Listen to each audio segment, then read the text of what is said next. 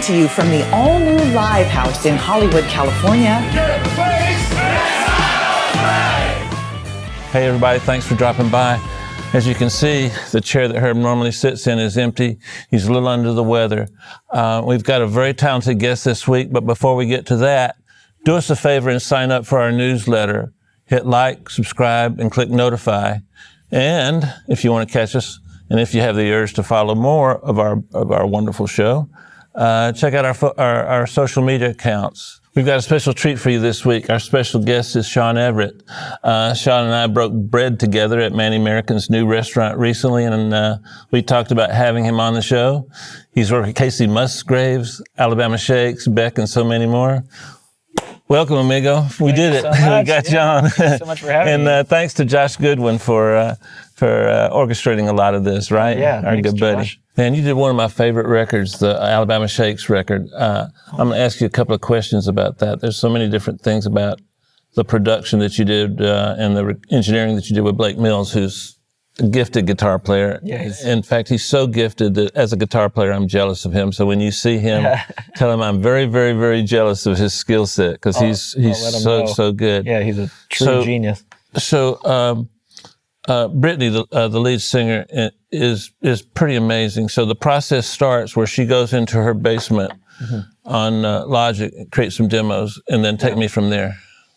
Yeah, I mean, I've done 2 records with her now, and you've done a solo record too. Yeah, I did a solo record with her, and yeah, it's both have had like similar kind of situations where she goes into her basement and kind of creates some kind of magic stew. And when she comes in, it really is like the track has a kind of true identity.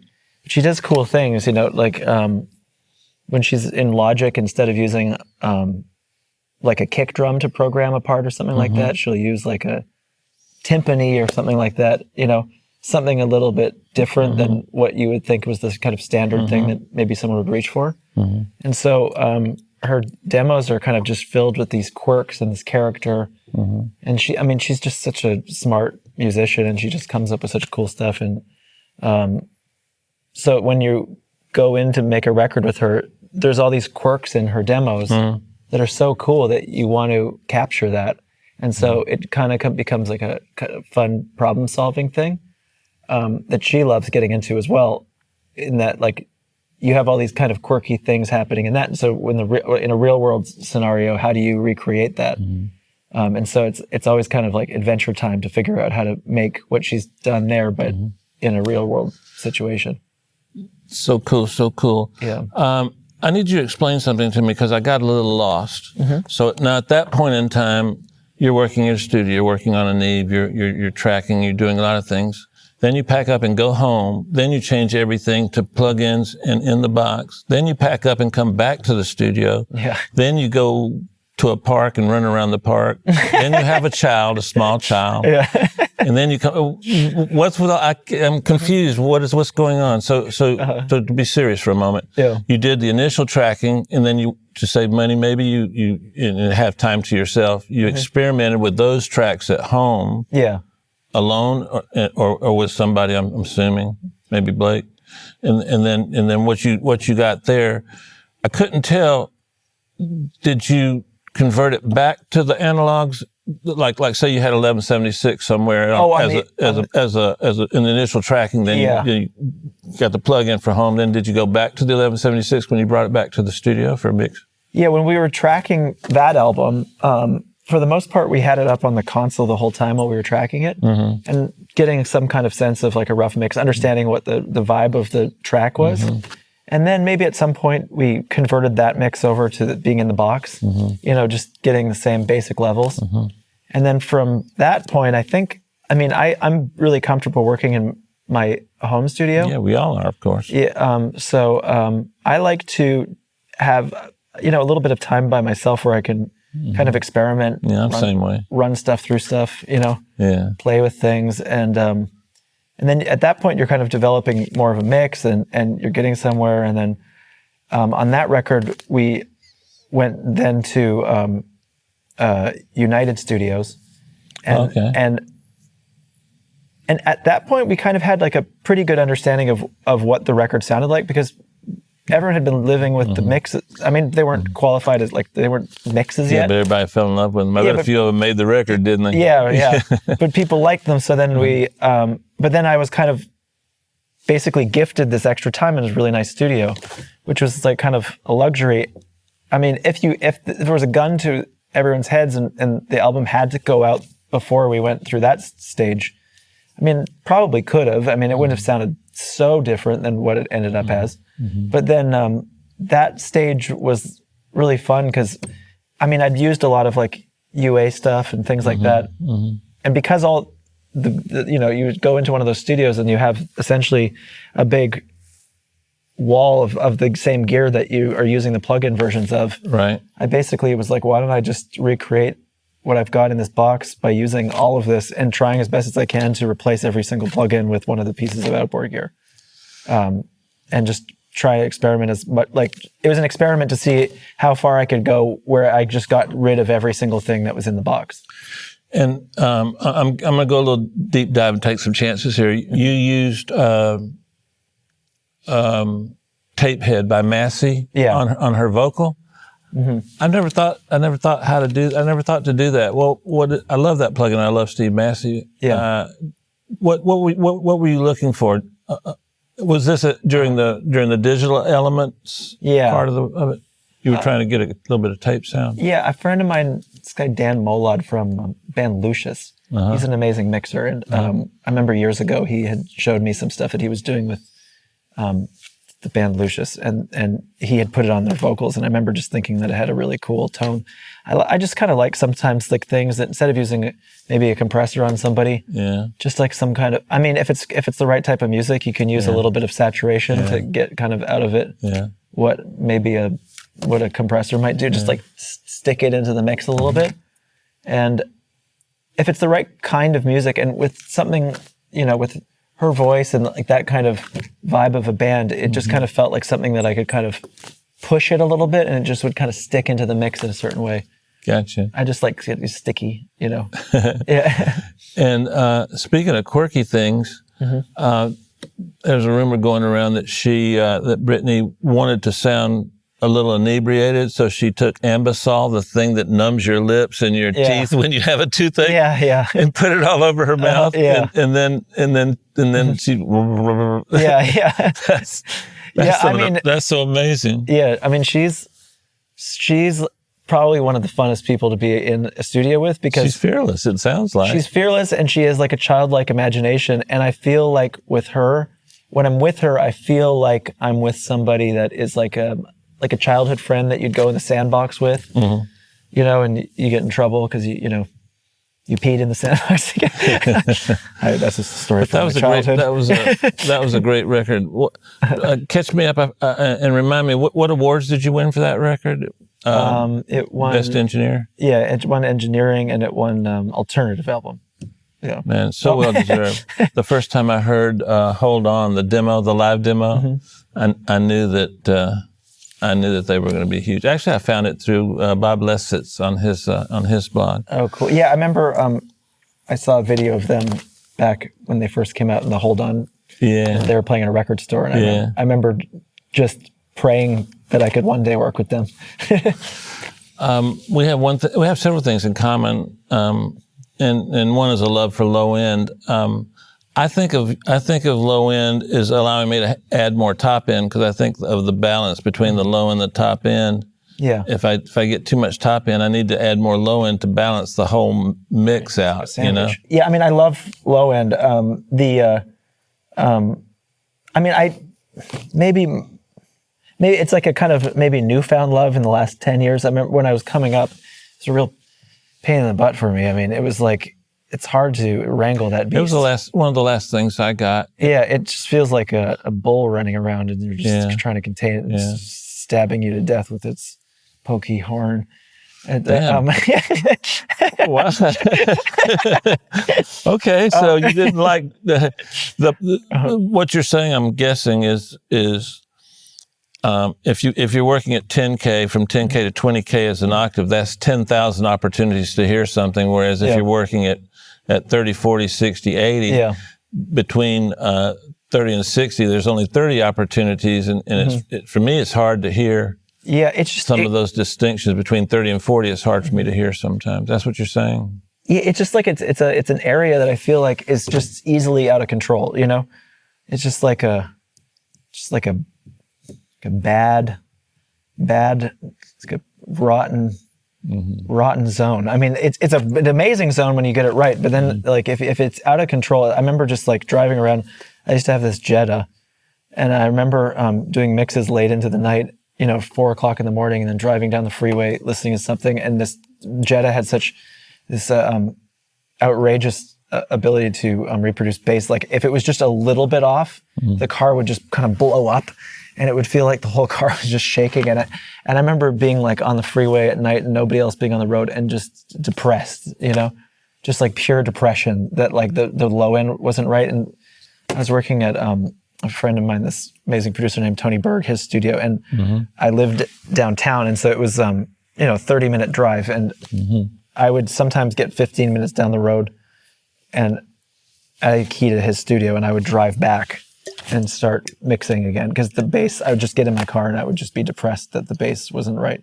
It would just drive me crazy, and it would just be night after night of leaving and then just depressed about the bass and then going back again. And I understand fully. Yeah, it's hell on earth. But then when I feel like I kind of learned my own techniques to figure out how to deal with it a little bit, like to keep it in control and get maximize it, then I started having fun with it. Yeah. I feel like lately I've been having kind of, and then sometimes like you'll work on a record where it's one of those albums where, I feel like I've been doing like more rock records recently, and like the kind of low end that I've been kind of into the last few years, it doesn't kind of translate onto some of those records. So it's kind of a struggle to be like, jump out of that kind of low end well again, and like kind of figure out how to, it's just all a balancing act. It's just always like a struggle to figure out. The more I learn, the more I feel like I'm going insane. I think that's somewhat of a universal way to feel. I get a lot of questions about how I get my low end. And, sometimes I have trouble articulating what I do because it's been such a long process to try and get there. And it's actually not one thing, but if you could share something with our audience about one little catalyst, one little technique that came on early that might help them get a head start, maybe we can save some lives. Yeah, I mean, I did a video for Waves kind of recently where I was talking about it. And the thing that really... I saw that video. Yeah, the thing that got my brain working about it more was when I put like this Lin MB thing that the Waves plugin, it's just the multi-band compressor, on the final part of my, like on my, where I printed my mix. And I just, you can solo the frequency ranges. Once I realized that I could solo the low end, then it kind of changed everything for me. And what was the plugin again? It's Lin MB. Oh, okay. Linear, multi-band. Yeah. But in the thing it says Lin MB. Right. And so, as soon as one day I just figured out, I mean, it's obvious you can solo the frequencies on that plugin. I mean, there's solo on it. But one day I put it on the master and I could solo it. And then it just kind of changed everything for me, because I could, all this kind of, I'd put on like a hip hop record or something like that. And just this wonderful low end. And then suddenly I could solo it and I could just concentrate. Because when you're listening to full frequency range all the time, you get distracted. Sometimes I'm like trying to listen to a snare drum, but I'm like, there's something that's annoying me here, and there's something here, and my mind is a little bit too willing to go abstract at all times.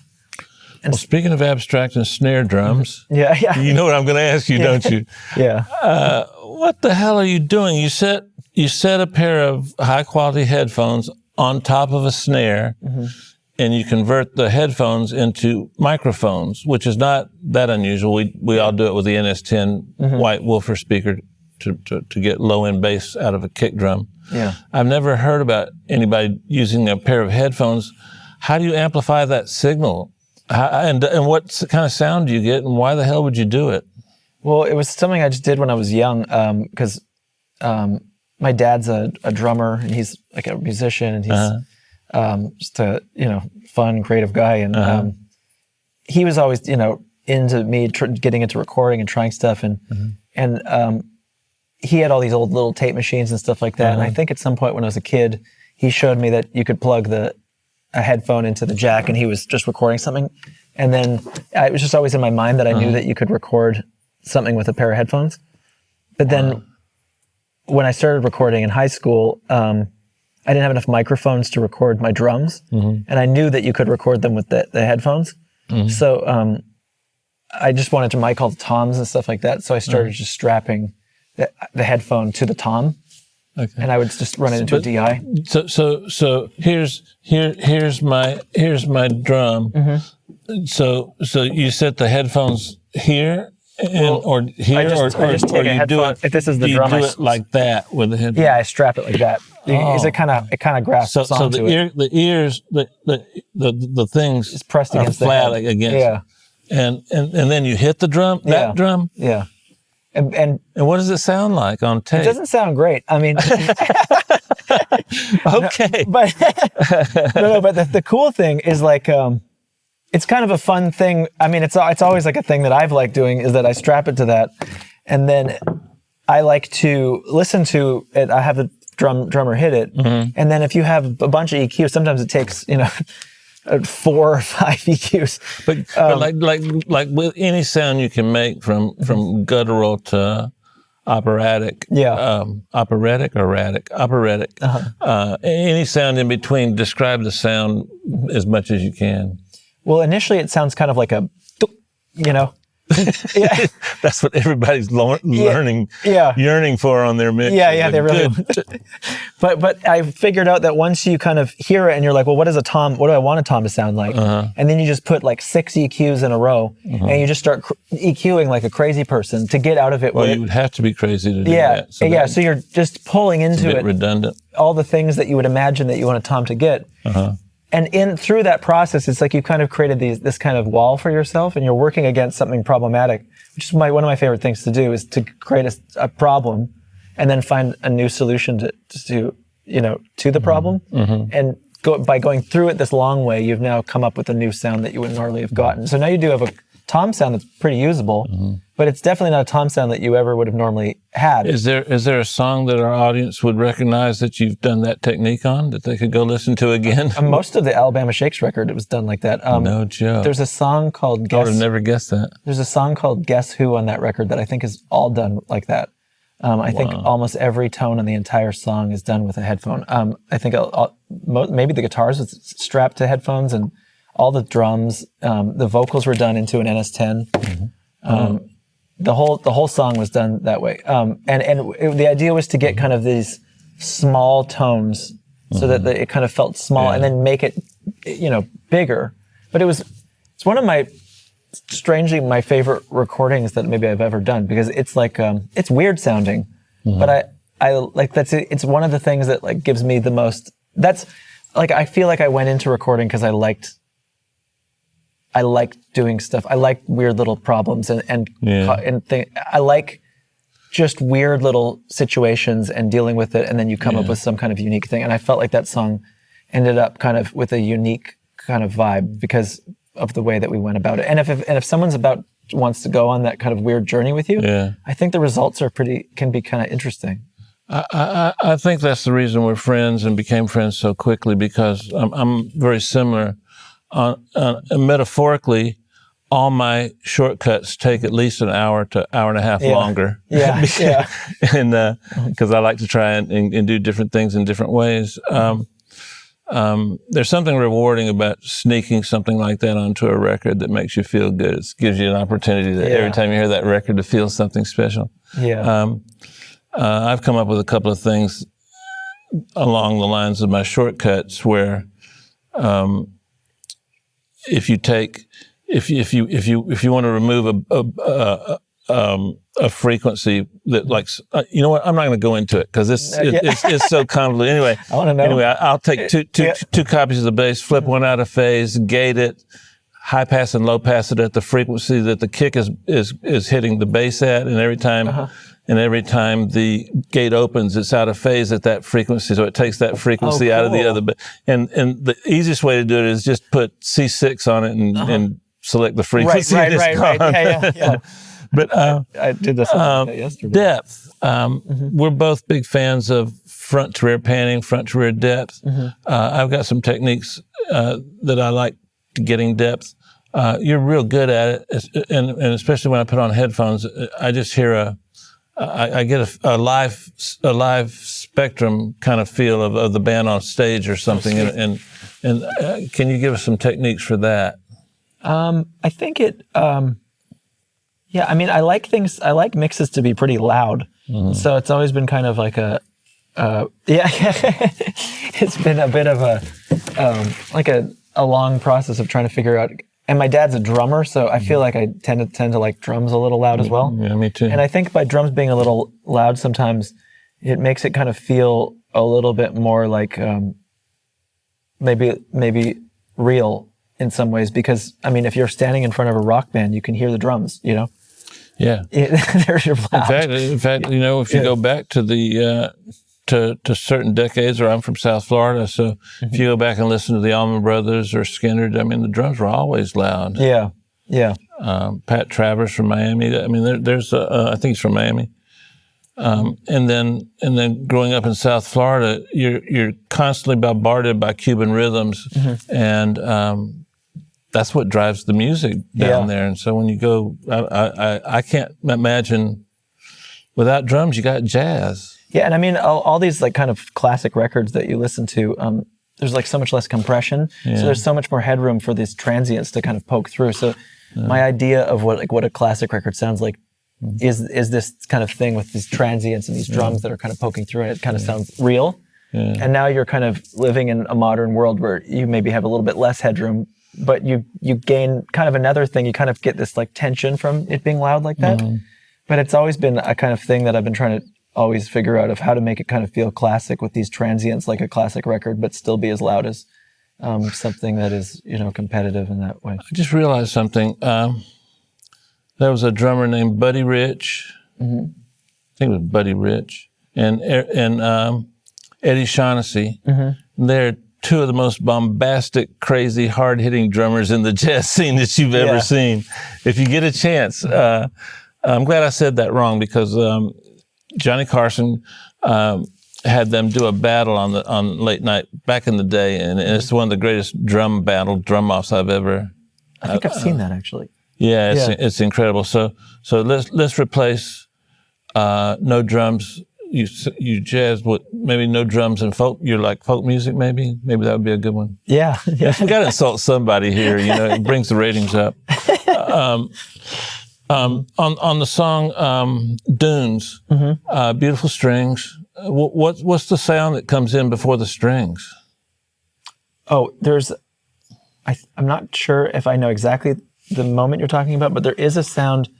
I've been kind of obsessed with kind of melodyning weird sounds to be kind of string-like. You know, sometimes just even like white noise or like just weird. It sounds like sound. A porpoise or something. Yeah. I think there was like I think it was a piece of like weird ambient noise or something like that Brittany had made or something. Excuse me. What the hell are you burning? Oh, that was I don't remember why I was doing that. I think my wife took that picture. I can't remember what I was doing. It looks like a tiny guitar pedal. No, it is a guitar pedal, but there was a reason. I was making I think a joke to her, and I don't know what the joke was, but she took the picture. I don't remember what the joke was. Is this some sort of technique to keep your marriage happy and functioning? Is this something new we need to go into? Or? Yeah. There. Well, it must have worked. Look at there. Know. Okay, burn your guitar pedals, my guys. God. Okay, so this sound that had some kind of mammalian element to it. Yeah, it was. I can't remember what the original found sound was, but I love taking sound and using the polyphonic Melodyne and just kind of creating new kind of sound structures out of it. Okay. It's probably, I mean, if I feel like I'm lost in a mix or something like that, my default setting is to stop working on the mix and start melodyning things. So I feel like I can go hours of just melodyning weird sounds into chords and stuff like that. And it gives like it's like meditation to me or something. You said something that I read that when I initially read it, I'm like, this is amazing. And then I started thinking, but how would this work? So I'm glad you're here. We're going to find out. You said that sometimes when you don't get a clear vision for a mix or a part, that you will ask the client for a scene from a film that they would write a soundtrack to. I think that's the way you said it. Yeah. Yeah. I mean, I feel like. So he gives you, or he or she gives you a piece of music that would be the soundtrack of what they wanted to. Explain that to me. I know there's something there that's brilliant, but I can't quite get it to come out of my head. Yeah. I mean, I feel like deep down what I wanted to be doing was directing films. Oh, okay. So when I was a kid, I was always running around with a camera and stuff like that, and then accidentally got into music. No, I'm just joking. So I feel like I am kind of a visual person, and sometimes someone's trying to describe to you a vibe or a concept or something like that, and sometimes I find the fast forward way of getting to what someone's talking about is for them to show you a picture or say a movie, because I mean, a lot of times when you say a film, you know, films with strong vibe characters, or vibe character. If someone tells you a movie, you know, you automatically know what they're talking about. You know, it's pretty unmistakable.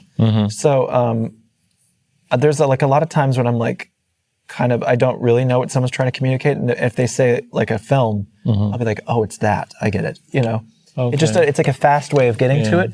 But if I want to go sometimes like on a deep dive, I've even like sometimes taken a scene from a film that we're kind of talking about and import that scene right into Pro Tools and have it as like a video at the top.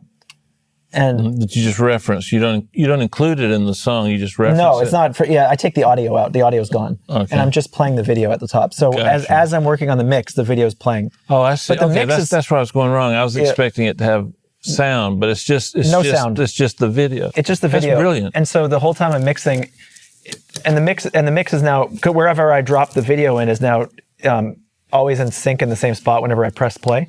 So as I'm working, it suddenly starts to kind of strangely like inform what I'm doing, because there might be like a weird explosion on the screen or something like that. And naturally your brain starts to say like, oh, like even though this song might not necessarily have had a climactic moment in the middle of the second verse, but I can hear how it could because I'm seeing it on the screen and I'm hearing how it could be like that in the music, but I never would have thought to do that.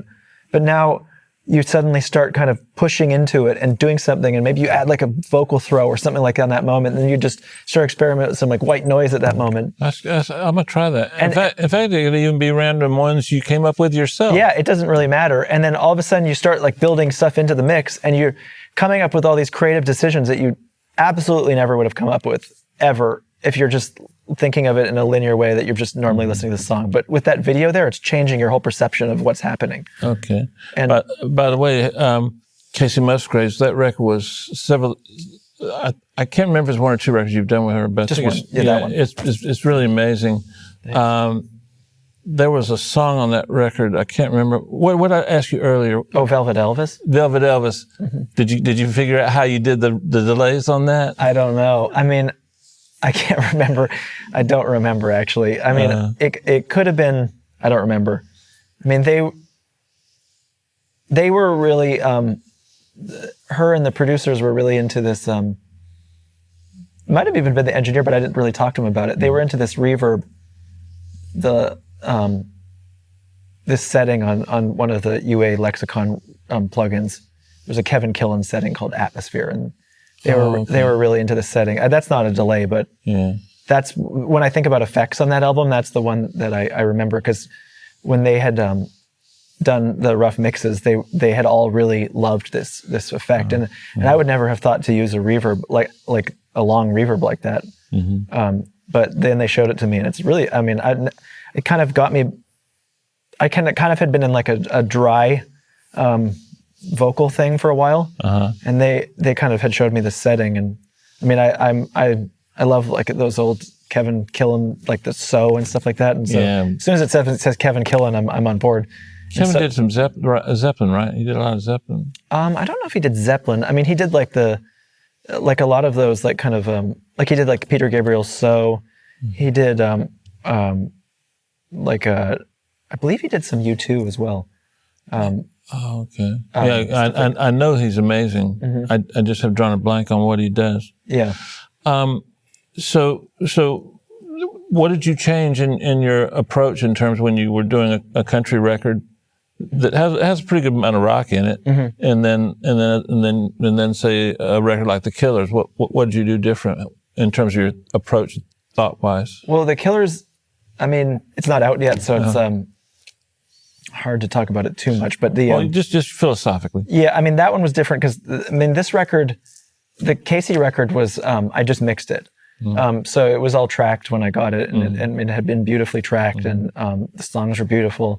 So in a lot of ways, I mean, I was just pulling stuff up for the first time, and I didn't have to go through like the kind of creative struggle of like getting it to a point where like you're kind of at the final mix stage. I mean, of course, we were being creative when we were mixing, but like that whole first part of it, I wasn't in. Okay. And so, I mean, that one was just fun because you're pulling up these songs, and I mean, I couldn't believe what I was pulling up. I haven't listened to a lot of country music in my life, and I was surprised that she had asked me to do it. But I mean, man, I was so excited to do it. I mean, I didn't listen to a lot of country music, but I was a fan of hers. I had liked her previous albums a lot.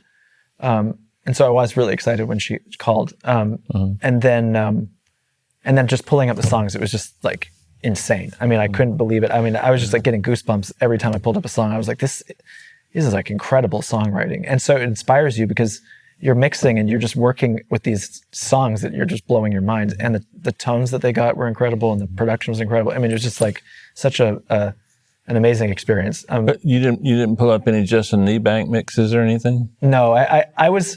They had actually said to me that Tame Impala was a reference, which was like I'm mixing a song now that Tame Impala's a reference. Really? Yeah. I mean, I think that guy mixes his own records. It sounds like yeah, Kevin, and I don't know him, but I don't know him either. But I think he's the new record's good. Yeah, I think he's one of the best mixers. I think he's incredible. I think that he knows how to get the most out of his work. Yeah, he's really good. Sonically, sometimes they don't hold up, but emotionally, they're amazing. Yeah, I mean, I love it. And so when she was when she had said that was I don't know if she said it. I mean, someone said it. And so when I was working, I was in some ways not really referencing country music as much as I was referencing like Tame Impala. Oh, wow. And so interesting. In my mind, I did the first round of mixes, before they got there, and I thought maybe I was being a little crazy because I was using that as a reference. And occasionally I was like, oh my God, this is kind of insane. I mean, this is like, I'm going to get fired. And, yeah, I mean, it all ended up working out, but I mean, I was just, it felt really extreme to be using Tame Impala as a reference when I was initially working on it. Now I listen to it and I can't even really hear that as much. It sounds more like normal. Yeah. But at the time it felt wild. Well, Kevin is so creative. The main guy in Tame Impala, if you're not familiar with the band, it's one guy, and he's so creative. I mean, it'd be hard to pick one or two songs to use as a reference because he's got such a wide, I can't say that word, palette. Yeah.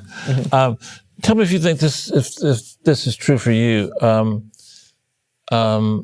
not at this point in my career. I'm not really too anxious to do much tracking.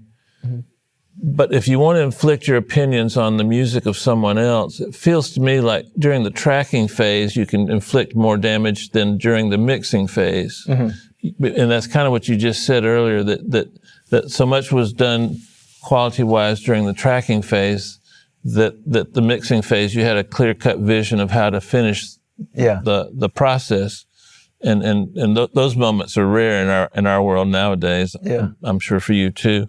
But it feels like back when I used to be a tracking engineer, I could inflict my opinions and my taste on the project a little more than during the mix process, because by the time we get to the mix process, everybody's falling in love with a demo. Yeah. But in the tracking process, you create the demo that everybody's going to fall in love with. Yeah. Do you think that's true? Because the reason I bring it up is when I'm out and about and I meet young and upcoming engineers, and I ask them, well, what do you want to do? I want to be a mix engineer. Everybody wants to be a mix engineer. Mm-hmm.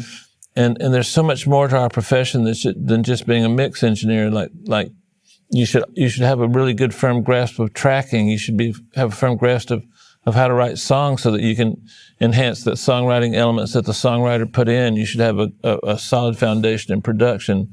Mixing is the part of the process where all of those skills come together. It's not a solo skill; it's a combination of skills. Is that? Yeah, it's definitely. I feel that way. I mean, it's kind of a weird juggling act a little bit, actually, because I feel like sometimes I can definitely, as you said, like inflict more damage upon the project when you're tracking it. Mm-hmm. But then sometimes I feel like you become kind of like lost in the broth a little bit if you're in the tracking phase for too long. Mm-hmm. So when it comes down to mixing, it can sometimes be maybe slightly more difficult if you've tracked it, weirdly.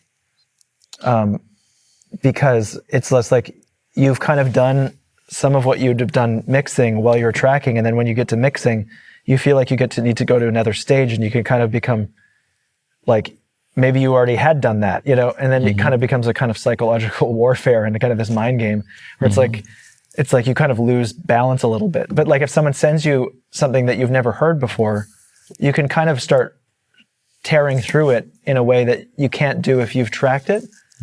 Because it's like this. It's like if you've been tracking a guitar part for 9 hours, and it was painful, and like someone was going through it, and you're going note by note, and it was this whole thing.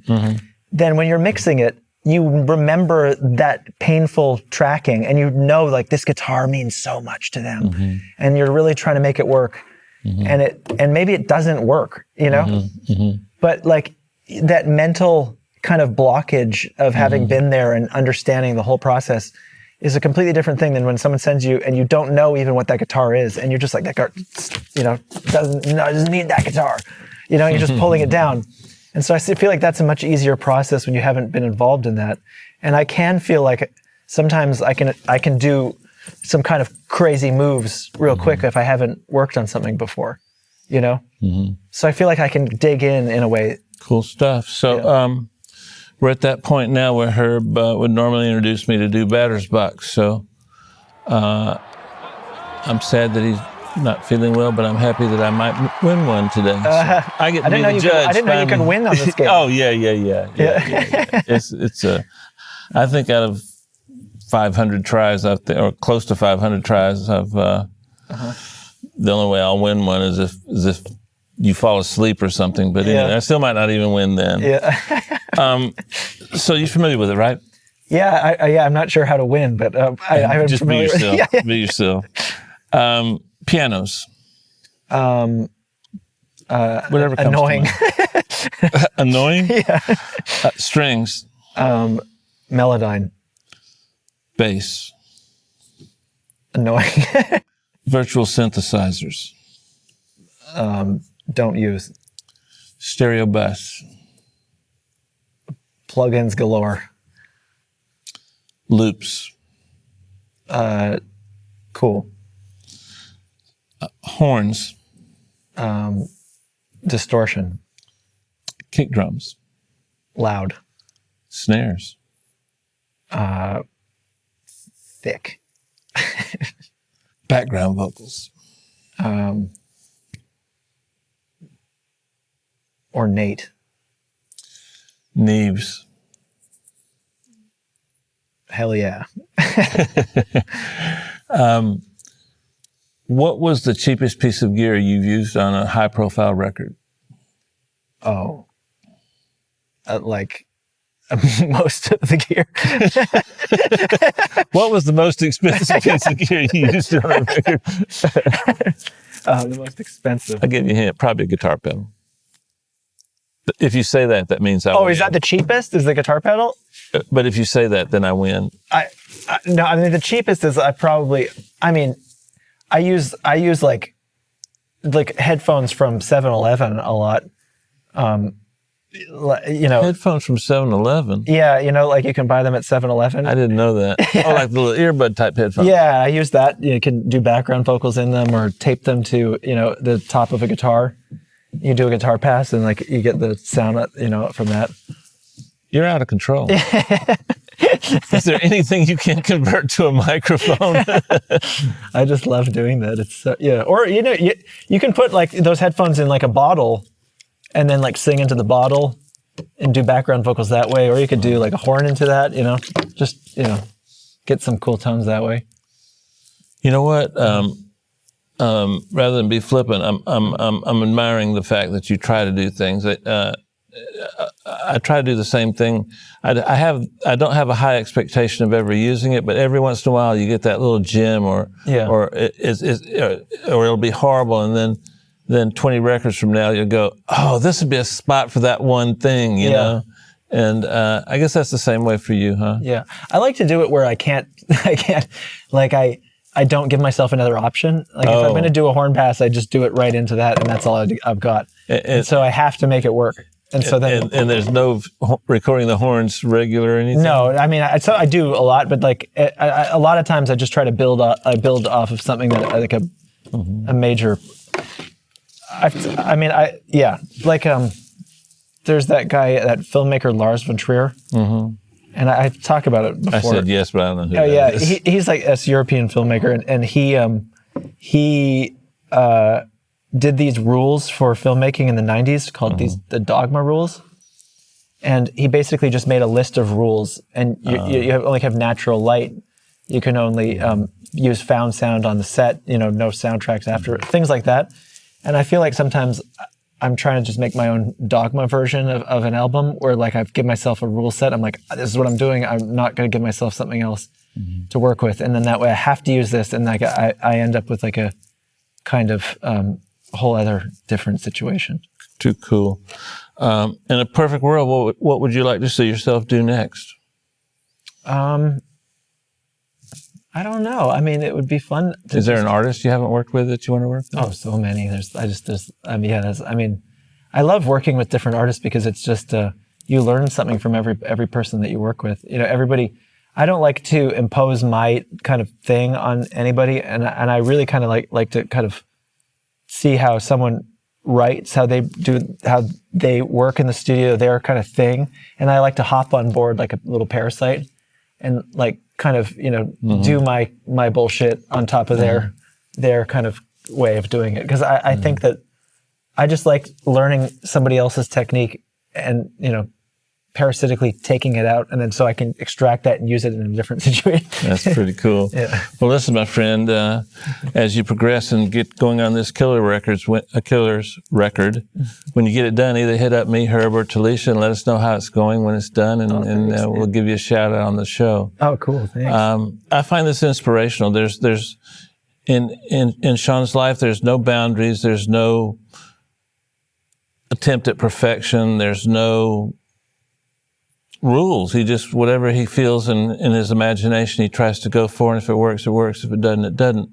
And I think the limitations that we can put on ourselves sometimes hold us back. I know there were times in my career, I've told you before, I would read something in a magazine and I would think that particular technique had to always be used from that moment on, and it doesn't. Think for yourself, be original. Shawn, the thing that comes through the most is his passion, and right behind that is the yearn to be original, but original in a good way. All right. We'll see Herb next week, and we'll see you next week also. Thanks.